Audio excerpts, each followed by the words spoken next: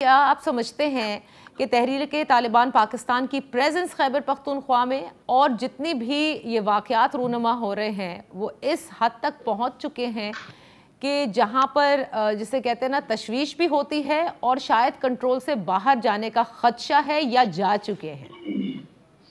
जी बहुत शुक्रिया आपका मुझे मौका देने के लिए और इतने एक ज़रूरी इशू पे। अब मैं तो बार-बार ये चीखता आ रहा हूँ तकरीबन 1 साल से बल्कि 2 साल हो गए हैं कि इधर एक ऐसी प्लानिंग फिर शुरू हो रही है कि जो दहशतगर्द है, उन दहशतगर्द को फिर हमारे ऊपर इधर लाने की कोशिश की जा रही है और हमारे कौम को उनके हवाले फिर किया जा रहा है। वो चीख रहे थे, हम किसी ने तवज्जो नहीं दी, उसके बीच देखें फिर डायलॉग शुरू हो गए। हमने तब भी बहुत शोर मचाया कि डायलॉग्स कैसे हो रहे हैं, ये किसके कहने पे हो रहे हैं? वफ़ाकी हुकूमत को कोई इल्म नहीं, वज़ीर-ए-आज़म को कोई इल्म नहीं, किसी को इल्म नहीं, लेकिन डायलॉग्स हुए और फिर उन डायलॉग्स के नतीजे में बड़े-बड़े दहशतगर्द, जिसमें वो दहशतगर्द आते हैं जिसने एपीएस का वाक़या बाकायदा तस्लीम किया है, उनको हमने फिर रिहा कर दिया। फिर उसके बाद मूवमेंट क्रॉस बॉर्डर मूवमेंट शुरू हो गई।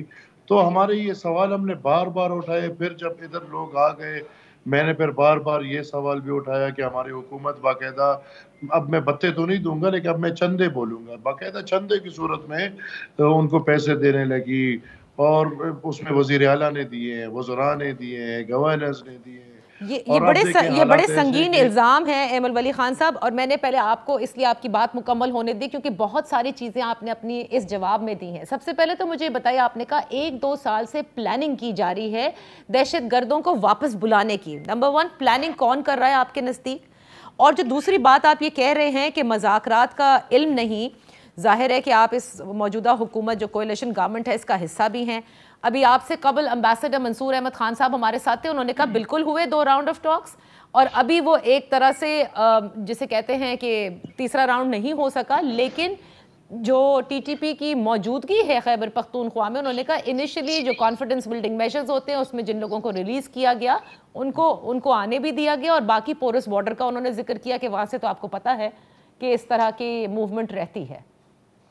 देखिए, नॉर्मली अगर वो मूवमेंट रहे तो फिर भी ठीक है। लेकिन जब हमने फेंस लगा लिया और हम ये क्लेम कर रहे हैं कि हमने बॉर्डर को सिक्योर कर लिया, तो फिर ये मूवमेंट्स मेरे ख्याल में एक सवालिया निशान बनती हैं। और भी दूसरी बात ये है कि जो मैं आप मतलब प्लानिंग कौन करता है? देखें, आपको तो समझ है, ये जो सारा गेम है, ये एक इंटरनेशनल लेवल का गेम है। अफ़गानिस्तान में किसने प्लान किया है? कौन लेकर आया तालिब को, दहशतगर्द को? क्या अमेरिका नहीं लेकर आई? क्या ये बात वाज़ेह नहीं है कि या अफ़गानिस्तान ने गुलामी की ज़ंजीरें तोड़ दी हैं कि नहीं? अमेरिका ने अपने गुलामी का एक नया तर्ज़ लेकर आ गए हैं। तो तालिबान को तो वही लोग लेकर आए हैं, उन्हीं लोगों ने छोड़ दिया, एक सेटअप को तोड़ के एक दूसरा सेटअप उधर ले आए। और हम चीख रहे थे कि अगर अफ़गानिस्तान में द टीटीए जो है, अगर वो इस तरह की पोज़ीशन में आता है, तो जो टीटीपी है वो फिर उससे ऑब्वियसली बहुत फ़ायदा उठाने की कोशिश करेगी। तो इसमें मेरे ख़्याल में लूप होल्स हैं और जिसने किए, जिसने जरगे किए, इनके जवाब तो मेरे ख़्याल में उनको देने चाहिए कि ये क्या हुआ है, क्या मुआहदे हुए हैं, क्या बात हुई है, सही। किस तरह लोग आए हैं, किस तरह लोगों को छोड़ा गया है, ये किस बात पे सब हुआ है।